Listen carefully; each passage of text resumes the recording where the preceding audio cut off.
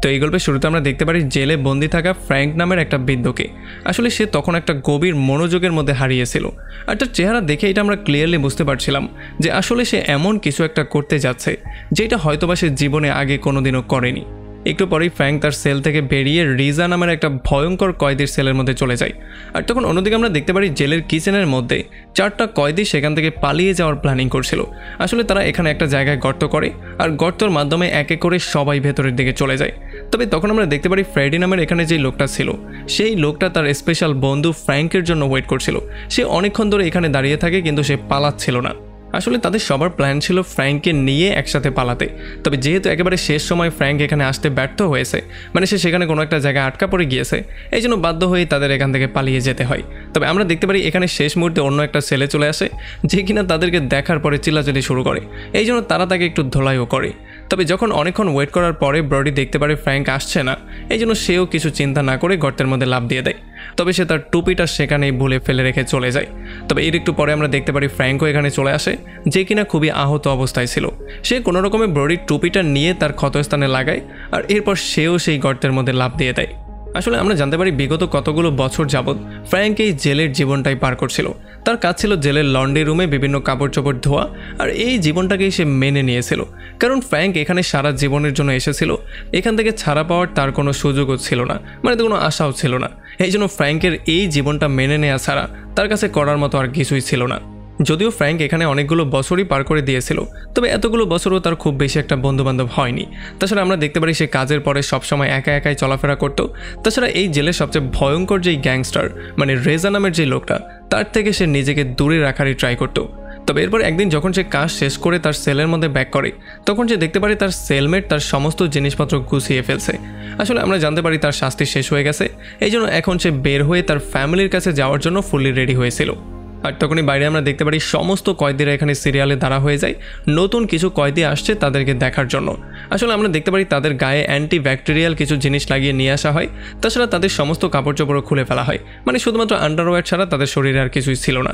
আর এই সমস্ত ব্যাপারগুলো দেখার পরে এখানে সবচেয়ে বেশি হ্যাপি হয়ে যায় রেজার ভাই টনি। আসলে টনি এই জেলে এতগুলো বছর পার করেছে, আর সে এত খরার মধ্য দিয়ে গেছে যে এখন সে ছেলেদের প্রতি আকৃষ্ট হয়ে গেছে, মানে এখন সে ছেলেদেরকেই পছন্দ করে। আর এই জন্য যখন তারা আন্ডারওয়্যারে আসছিল, তখন সেই সবচেয়ে বেশি হ্যাপি ছিল।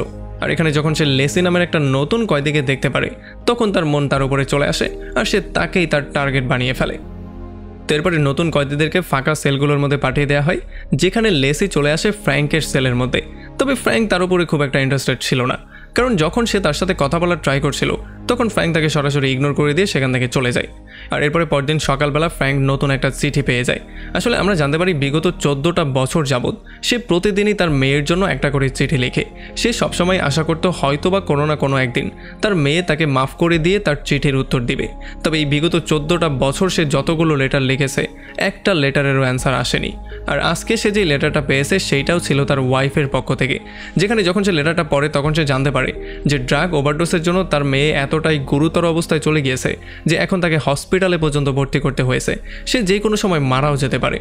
আর এই জিনিসটা পড়ার পরেই ফ্র্যাঙ্কের পায়ের নিচ থেকে মাটি সরে যায়। আসলে ফ্র্যাঙ্ক এতদিন ধরে যেই মানুষটাকে সবচেয়ে বেশি ভালোবাসতো, সেই মানুষটা এখন মৃত্যুর একেবারে দ্বার প্রান্তে দাঁড়িয়ে আছে। এই জন্য সে বুঝতেই পারছিল না সে এখন কি করবে। এই জন্য দ্রুত সে সেখান থেকে বেরিয়ে সোজা চার্চের মধ্যে চলে আসে। আর যখন একটা গার্ড তার এমন অবস্থা দেখতে পারে, তখন সে এত রাতেও তার জন্য দরজা খুলে দেয়। আর ফ্র্যাঙ্ক দ্রুত চলে যায় কনফেশন রুমের মধ্যে। সেখানে গিয়ে সে সেই লেটারটা বের করে জোরে জোরে কান্নাকাটি করা শুরু করে। আসলে যেহেতু তার মেয়ের এই অবস্থা, এই জন্য সে চিৎকার করে করে বলছিল যে যেই কোনো ওয়েতে সে একবার হলেও তার মেয়ের সঙ্গে মিট করতে চায়। যাই হোক, এরপরে পরদিন সকালবেলা যখন ফ্র্যাঙ্ক লন্ড্রি রুমে কাজ করছিল, তখন তার নজর পড়ে ওয়াশিং মেশিনে থাকা একটা ফুটোর উপরে। আসলে এই জালিটার পেছনে একটা পাইপ ছিল, যেই পাইপের মাধ্যমে পানিগুলো জেলের বাইরে গিয়ে পড়তো। আর এই জিনিসটা দেখার পরেই তার মাথার মধ্যে নতুন একটা প্ল্যানিংয়ের জন্ম নেয়। তো এরপরে ফ্র্যাঙ্ক গিয়ে মিট করে তার সবচেয়ে ভালো বন্ধু ব্রডির সঙ্গে। আর ব্রডিকে সে বলে যে এখানে যেই পাইপগুলো আছে, মানে যেগুলো পানি বাইরে নিয়ে ফেলে, সেগুলো কি জেলের বাইরের সুড়ঙ্গগুলোর সাথে কানেক্টেড। এইটা শোনার পরে ব্রডিও পুরোপুরি শক্ট হয়ে যায়, কারণ সে বুঝতেই পারছিল না ফ্র্যাঙ্কের মাথায় আসলে কি চলছে। এই জন্য সে যখন তাকে এই ব্যাপারে জিজ্ঞেস করে, তখন ফ্র্যাঙ্ক তাকে তার ওয়াইফের লেটারটা দেখায়। সে বলে যে আমার যেই কোনো ওয়েতে বাইরে যেতে হবে, কারণ আমার মেয়ে মৃত্যুর মুখে। আমার মেয়েকে শেষবারের মতো একবার হলেও আমাকে দেখতে হবে, আর নয়তো আমার জীবনে বেঁচে থাকার কোনো উদ্দেশ্যই নেই। এই সমস্ত ব্যাপারগুলো শোনার পরে ব্রোডি অনেক চিন্তার মধ্যে পড়ে যায় আর অনেকক্ষণ ধরে চিন্তাভাবনা করার পরে ফাইনালি সে তাকে সাহায্য করার জন্য রাজি হয়ে যায়। কারণ ব্রোডি নিজেও ছিল এখানে সারা জীবনের শাস্তিপ্রাপ্ত, এই জন্য তারও এখান থেকে বের হওয়ার কোনো সুযোগ ছিল না, শুধুমাত্র পালানো ছাড়া। তাছাড়া আমরা জানতে পারি ব্রোডি এর আগেও সুড়ঙ্গ খুঁড়েছিল, মানে তার সুড়ঙ্গ খোঁড়ার এক্সপিরিয়েন্স আছে। জেলের মধ্যে গার্ডরাও তাকে নিয়ে জেলের নিচে একটা সুড়ঙ্গ খুঁড়িয়েছিল, এই জন্যই সে তার কাছে সাহায্য চাইছিল, যাতে করে সেই সুড়ঙ্গটার মাধ্যমেই তারা কোনোভাবে এখান থেকে পালিয়ে যেতে পারবে কিনা। এরপরে ফ্র্যাঙ্ক গিয়ে মিট করে লেনি নামের একটা বক্সারের সঙ্গে, যার কিনা এখন পেরোলে বাইরে থাকার কথা ছিল। তবে ফ্র্যাঙ্কের আগের যেই সেলমেট ছিল সে তার বিরুদ্ধে কমপ্লেন করে দিয়েছিল, যেই জন্য তার পেরোল ক্যান্সেল হয়ে গিয়েছিল। এই জন্য এখন তার মাথা প্রচণ্ড গরম হয়ে আছে আর সে প্রতিশোধের নেশায় পাগলের মতো হয়ে আছে। যেই জিনিসটা সুযোগই ফ্র্যাঙ্ক তার থেকে নিতে চাইছিল। আসলে ফ্র্যাঙ্ক লেনির কাছে এই জন্য এসেছিল কারণ লেনি ছোটোখাটো যেই কোনো টুল ইউজ করতে এক্সপার্ট, মানে সে যে কোনো ছোটোখাটো জিনিস দিয়ে বিভিন্ন টুল বানিয়ে ফেলতে পারে। যেই জিনিসটা যদি তাকে সে সঙ্গে রাখে তাহলে তাদের জন্য অনেক কাজেও আসতে পারে। এই জন্য ফ্র্যাঙ্ক তার সাথে তার সমস্ত প্ল্যানিংটা শেয়ার করে আর তাকে একটা আশা দেখায় এখান থেকে পালিয়ে যাওয়ার। যদিও এগুলো লেনি প্রথমবার শোনার পরে অনেকটাই কনফিউজ হয়ে গিয়েছিল, তবে কিছুক্ষণ চিন্তাভাবনা করার পরে ফাইনালি সে এটার জন্য রাজি হয়ে যায়। তো এরপরে ফ্র্যাঙ্ক তার দুই বন্ধুর সঙ্গে একটা জায়গায় মিট করে আর তাদের সঙ্গে প্ল্যানিং নিয়ে ডিসকাশন করা শুরু করে। আসলে এখানে তারা একটা খেলার বাহানা করে তাদের প্ল্যানিংটা ডিসকাশন করছিল, যাতে করে কেউ এই ব্যাপারটা বুঝতেই না পারে। এখানে ফ্র্যাঙ্ক তাদেরকে বলে যে এখান থেকে যদি আমরা পালাতে চাই তাহলে এখন পর্যন্ত আমাদের কাছে শুধুমাত্র একটাই রাস্তা আছে, সেটা হচ্ছে লন্ড্রি রুমের মাঝখান দিয়ে। তবে যদি আমরা এই রাস্তা ইউজ করতে চাই তাহলে আমাদেরকে তিনটা সুরক্ষিত দরজা পার করতে হবে, যেটা হয়তো বা ইম্পসিবল হতে পারে। তবে আসলে ফ্র্যাঙ্কের কাছে অন্য একটা রাস্তাও ছিল। আসলে যখন ফ্র্যাঙ্ক চার্চের কনফারেশন রুমের মধ্যে গিয়েছিল তখন সে দেখতে পেয়েছিল সেখানে যেই পার্টিশনগুলো দেওয়া হয়েছে সেগুলো খুবই হালকা পাতলা ছিল, মানে চাইলেই সেগুলো ভেঙে ফেলা যেতে পারে। এই জন্য তারা চিন্তা করছিল যে তারা কনফারেশন রুমের দেয়ালটাকে ব্রেক করে সোজা গিয়ে লন্ড্রি রুমের মধ্যে ঢুকবে আর সেখান থেকে পরবর্তীতে সেই পাইপের সাহায্যে তারা সোজা সুড়ঙ্গের মধ্যে গিয়ে পড়বে, যেখান থেকে তারা হঠাৎই গায়েব হয়ে যাবে। তবে আসলে যদি তারা গর্তের মধ্যে পড়তে চায়, মানে সেই সুড়ঙ্গের মধ্যে যেতে চায়, তাহলে পাইপের মুখে লাগানো যে স্টিলের জালিটা আছে সেইটা প্রথমে তাদেরকে খুলতে হবে, এবার সেটা যেই কোনো মূল্যে। আর এরপরে যখনই রাতের বেলায় লাইট বন্ধ হয়ে যায় তখনই লেনি তার কাজটা করা শুরু করে দেয়। সে তার সেল থেকে লোহার একটা পাইপকে খুলে নিয়ে সেটাকে অন্য একটা স্ক্রুর সাথে জোড়া লাগিয়ে দেয়, যাতে করে এইটার মাধ্যমে পরবর্তীতে সে সেই লোহার জালিটা কাটতে পারে। আর এদিকে ফ্র্যাঙ্ক চলে আসে জেলের সবচেয়ে বড় কয়েদি টুটনের কাছে, আর সে লেনির পক্ষ থেকে তাকে একটা চ্যালেঞ্জও করে দেয়, মানে লেনির সঙ্গে একটা বক্সিং ম্যাচে অংশগ্রহণ করার জন্য। আর এদিকে আমরা দেখতে পারি ফ্র্যাঙ্কের বন্ধুরাও সমস্ত প্ল্যানিংগুলোকে আস্তে আস্তে করে সামনে নিয়ে যাচ্ছিল আর এখন তারা পালানোর জন্য ফুললি রেডি হয়েছিল। তারা তাদের রোড ম্যাপটাও সবার সাথে শেয়ার করে। তারা জানতো যে কোথা দিয়ে কোথায় গেলে কিভাবে তারা এখান থেকে বেরোতে পারবে। আসলে এই পাইপ থেকে মধ্যে যাওয়ার পরে সুড়ঙ্গটার মাধ্যমে তারা একটা নদীর মাঝখান দিয়ে বের হবে। নদীর পাড়েই একটা রেলওয়ে স্টেশন ছিল, আর যদি তারা রেল স্টেশনটাকে ক্রস করতে পারে তাহলেই হয়তোবা তাদের স্বাধীনতার শুরুটা হয়ে যেতে পারে। তবে তারা এটাও খুব ভালো করে জানতো যে সেই রেল লাইনের উপরে 650 ভোল্টের কারেন্ট আছে, যদি তারা সময় মতো সেই রেল লাইনটা পার করতে না পারে তাহলে তারা সবাই মরতে পারে। তো এখন সমস্ত প্ল্যানিংগুলো শেয়ার করার পরে ফাইনালি তারা এখান থেকে 3 দিন পরে পালিয়ে যাওয়ার সিদ্ধান্ত নিয়ে ফেলে। তবে তারা এই ব্যাপারটা জানতো না যে উপরে দাঁড়িয়ে টনি তাদের দিকেই নজরদারি করছিল, আর তাদের হাবভাব দেখার পরে সেই জিনিসটা ক্লিয়ারলি বুঝতে পারে যে তারা বড় কিছু একটা করতে যাচ্ছে। আর এরপরে রাতের বেলায় সমস্ত কয়েদিরা ক্যান্টিনে এসে জড়ো হয় টুটন এবং লেনির ফাইট দেখার জন্য। এখানে যখন তাদের মধ্যে ফাইট শুরু হয়ে যায় তখন আমরা দেখতে পারি যেহেতু টুটন অনেক বেশি শক্তিশালী ছিল এই জন্য সে লেনিকে পুরো আলু ভর্তাই করে দিচ্ছিল। তবে লেনি যখনই সুযোগ পেয়ে যায় তখন সে জোরে তার মুখের মধ্যে একটা পাঞ্চ করে দেয়, যেই জন্য তার মুখ থেকে ডায়মন্ডের একটা দাঁত খুলে পড়ে যায়। তবে এতে করে টুটনের মাথা আরও বেশি গরম হয়ে যায় আর সে তাকে আলু ভর্তা করে ফেলে। তবে গার্ডরা আসার আগেই লেনি একটু চালাকি করে টুটনের সেই দাঁতটা তার নিজের কাছে রেখে দেয়। আর এরপরে পরবর্তীতে যখন সে সেলের মধ্যে যায় তখন সে সেই দাঁতটা তার পাইপের সঙ্গে লাগিয়ে দেয়। আসলে এই পাইপটা হচ্ছে সেই পাইপটা যেটা কিনা সেই লোহার জালিটা কাটার জন্য কালকে রাতেই সে বানিয়েছিল। তো এরপরে পরদিন গোসলখানায় টনি চলে আসে ফ্র্যাঙ্কের সঙ্গে মিট করার জন্য, আর তার কাছে তাদের প্ল্যানিং সম্পর্কে নানান রকমের কোয়েশ্চেনিং করা শুরু করে। তবে যখন সে তার কাছ থেকে কোনো অ্যান্সারই পায় না তখন সে রাতের বেলায় তার দরজা খোলা রাখার জন্য বলে। সে প্রমিস করে যে রাতের বেলায় অবশ্যই সে তার রুমের মধ্যে আসবে, আর যদি সে দরজা খোলা না পায় তাহলে তার অবস্থা সে খারাপ করে দিবে। এরপরে যখন এই ঘটনা সম্পর্কে ফ্র্যাঙ্ক গিয়ে তার টিম মেম্বারদেরকে বলে তখন তারা সবাই একটু বেশি ভয় পেয়ে যায়, কারণ তারা সবাই এই ব্যাপারটা খুব ভালো করেই জানতো যে তারা চাইলেও টনিকে কিছু বলতেও পারবে না, কারণ সে হচ্ছে গিয়ে এখানে সবচেয়ে বড় গ্যাংস্টার রেজার ভাই। এই জন্য যদি সে তাদের বিরুদ্ধে লেগে যায় তাহলে তাদের প্ল্যানটা চৌপাট হয়েও যেতে পারে। আর যেহেতু ফ্র্যাঙ্ক কোনোভাবেই তার প্ল্যানটা নষ্ট করতে চাইছিল না এই জন্য সে এইটাও খুব ভালো করে জানতো যে কীভাবে তাকে কন্ট্রোল করতে হবে। এই জন্য সে তাদের দুজনের কাছে পারমিশন চায় টিমের মধ্যে নতুন একজন মেম্বারকে যুক্ত করার জন্য, যে কিনা তাদেরকে টনি টনির হাত থেকে সেভ করতে পারবে আর এই সমস্ত ব্যাপারটাকে হ্যান্ডেল করতে পারবে। আর সেই লোকটার নাম ছিল বিব বাতিস্তা। আসলে বাতিস্তা এমন একটা লোক ছিল যে কিনা কয়েদিদেরকে অল্প অল্প করে ড্রাগ সাপ্লাই করতো। আর এই কাজটা সে ইলিগাল ওয়েতেও করতো না, এটা সে সরকারের সঙ্গে মিলেই করতো। সে এই জিনিসটা এই জন্য করতো কারণ যাতে করে আস্তে আস্তে করে কয়েদিদেরকে ড্রাগের মাত্রা কমিয়ে কমিয়ে দিয়ে তাদের এই নেশাটাকে ছাড়িয়ে ফেলা যায়।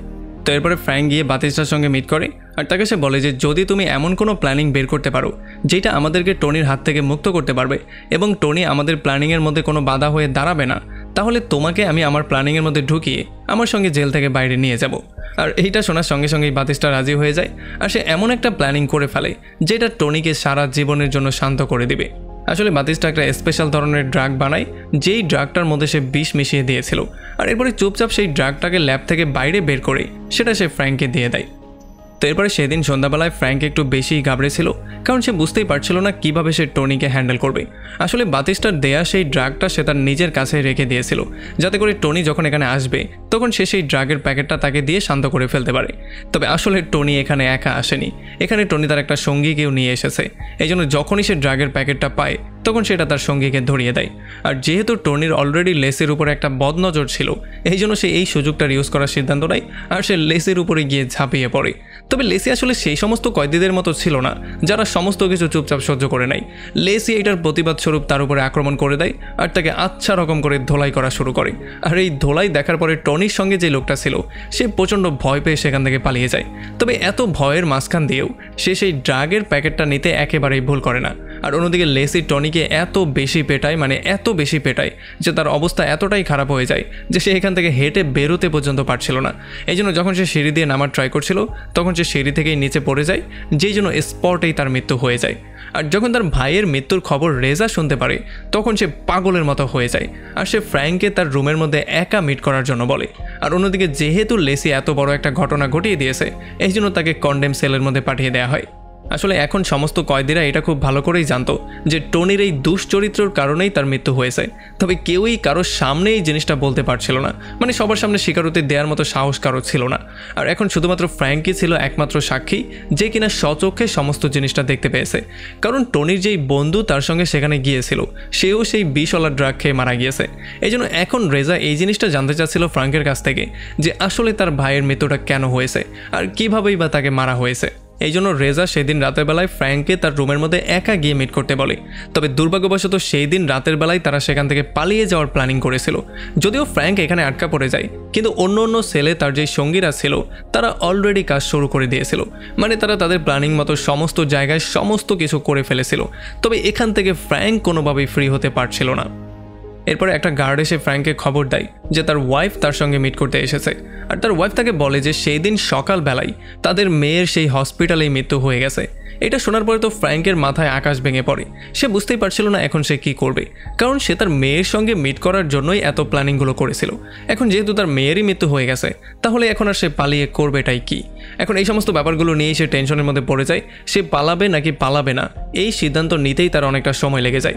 এই জন্য দেরিতে হলেও কোনো রকমে সে সেই লন্ড্রি রুমের মধ্যে চলে আসে আর সেখান থেকে সোজা সুড়ঙ্গের মধ্যে লাফ দেয়। তো এখন গল্প সেখানে চলে আসে যেখান থেকে গল্পটা শুরু হয়েছিল। আমরা দেখতে পারি তারা যখন এই পাইপের মধ্যে লাফ দেয় তখন তারা সামনেই বিশাল বড় একটা স্টিলের জালি পেয়ে যায়।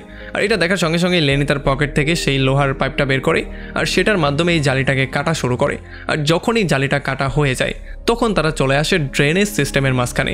আসলে এই ড্রেনেজ সিস্টেমের পাইপের মাধ্যমেই তাদেরকে সেই নদী পর্যন্ত পৌঁছাতে হবে যেই নদীটা জেলের পাশ দিয়ে চলে গিয়েছে।